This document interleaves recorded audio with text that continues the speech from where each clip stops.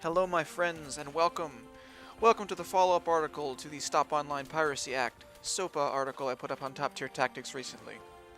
You're watching some Battlefield 3 gameplay I got a while back. I haven't played this game in a bit, but the gameplay is not important. You will see it in its entirety because I need the time. So what I wanted to talk about today was some clarifications on some of the things in the article that I thought I'd put up. I mentioned that copyright infringement was very, very lenient as to what they considered to be an infringing topic, and so I thought I'd give their definition of what infringement means and then dissect it a little bit. So this is a direct quote from the bill, and I apologize if this is boring. You'll just have to bear with me. The definition of infringement. A foreign internet site is a foreign infringing site, is what they call it in government speak, if 1. The site or portion thereof is a US directed site or is used by the users in the United States. That's incredibly broad. Do they mean it's US directed in that some of the servers hosting the site are in the US? That there are people part of the site that are in the US? Or just that there are people in the US that look at the site? Because that's obviously them. 2.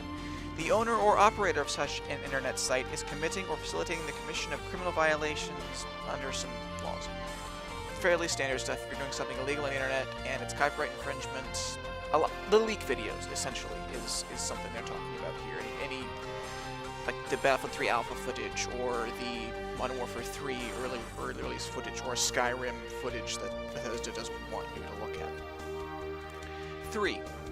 The internet site would, by reasons of acts described in paragraph 1, be subject to seizure in the United States in an action brought by the Attorney General if such a site, blah, blah, blah, blah, blah.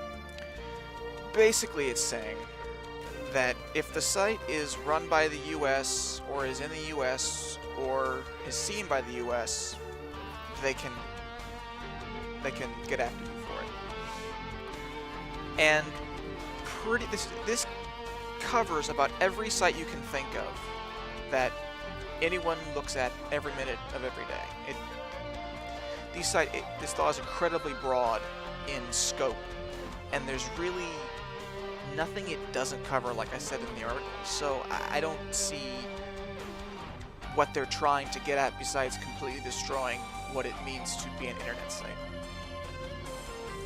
But I wanted to keep going and talk about how it applies to online gaming, because let's face it, that's what you're coming to this video for, and what I watch YouTube videos for, and what I watch IGN trailers and GameSpot trailers and all those crazy trailers that are out there.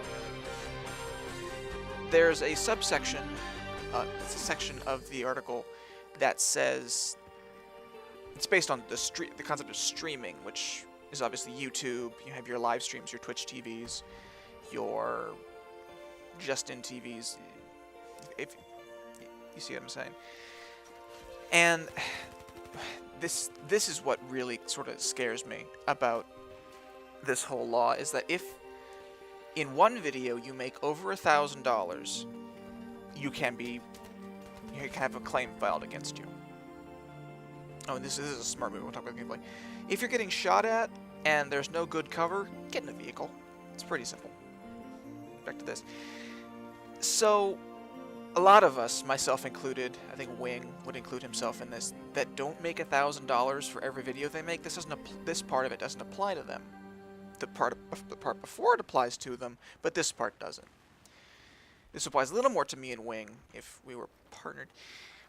If you make $2,500 in up to 10 streaming videos, you can have a claim filed against you.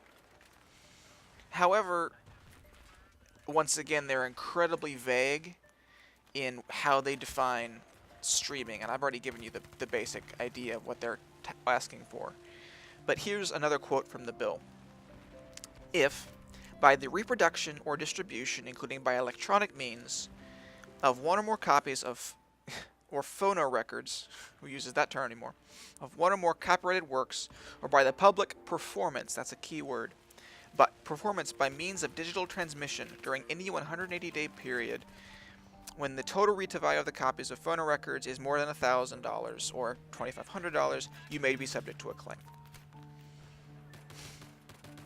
mean, honestly, how silly is this?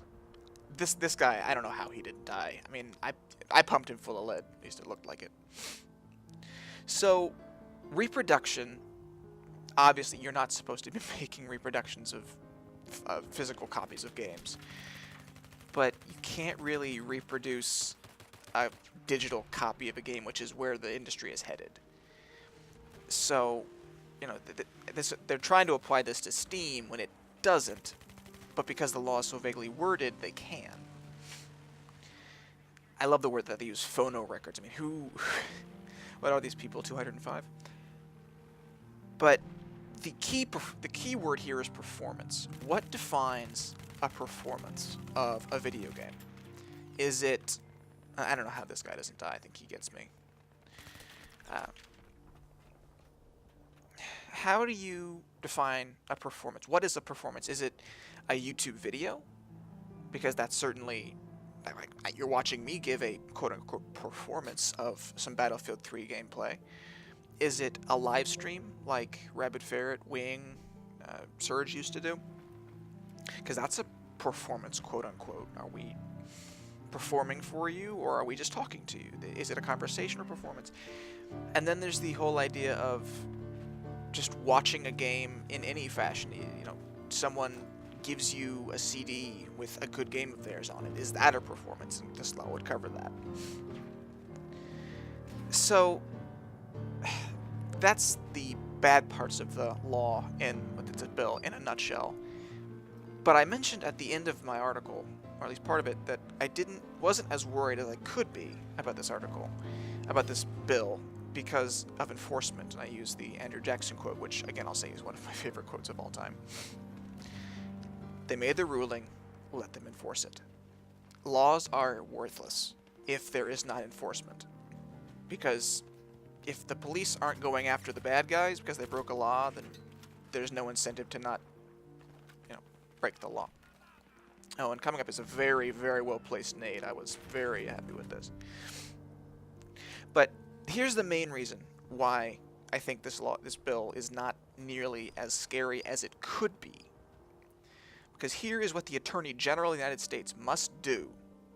At least I think he must do it, in order to file a claim. He must A, commence an in personam action against a registrant of a domain name used by a foreign infringing site, or an owner or operator of a foreign infringing site. And once he has that person, whoever they may be, in his sights, he can go after the registrant of the domain name or the owner or operator of the site. And he can go after them through whatever means available, be that email, IP addresses, however he can get to them, he can use that. But as some of you have said in the comments of the article, and as some of you are probably thinking, there are trillions of sites out there, many of them dead, but trillions of sites out there, and for this law to be effective, you would have to police every single site that exists on the internet, and that does exist, that has existed, and will exist. And there is nobody and no social body with enough manpower to do that. It would take the entire United States workforce to do what this bill proposes, I think. And this is just, it's not feasible, what these people are asking. But the important thing that I probably should have stressed a little more when I was at the end of the article, when I was talking about theory, is if this bill becomes law, it means that laws that are worse have credibility to pass. They have the ability to pass easier because this law is in place. And even if this law passes and is revoked, the precedent has been set for laws like this to be made. And if enough time passes that this law stays in, if indeed it becomes a law, more and more companies will try to use this law as basically I guess we call it a MacGuffin, and drive their own agendas in creating essentially a dead internet, where no one can post anything they don't own the immediate and complete rights to, which is no one. No one, I think, not even people that own the copyrights own all the copyrights, unless of course you've signed away your soul, which of course some people do for the money, because it's all about the money. So that's my follow-up video in a nutshell. I haven't covered everything I wanted to cover, and I could probably make 5 or 6 more videos talking about the minutia in the law. Oh, by the way, don't bring around the rosy with people. But I figure I've said as much as I can. I'll put the link to the Gov Tracker in the description, and you can read the law for yourselves if you're so inclined. But that's the end of the video. I unfortunately am out of time. I would love to talk a little more about what it means to be in the legal field and what this law could mean for us as gamers, but I don't have that opportunity right now. So I hope that you've enjoyed the video, and I will see you guys later.